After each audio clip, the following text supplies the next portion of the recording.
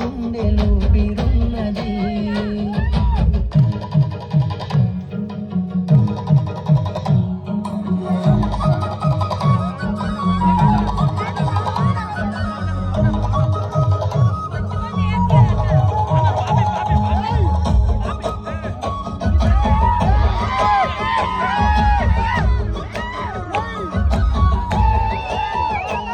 నా మనసులోని మాట నీకెట్టా చెప్పాలంటూ మో మాటంతో నవ్వుతూ ఉన్నా.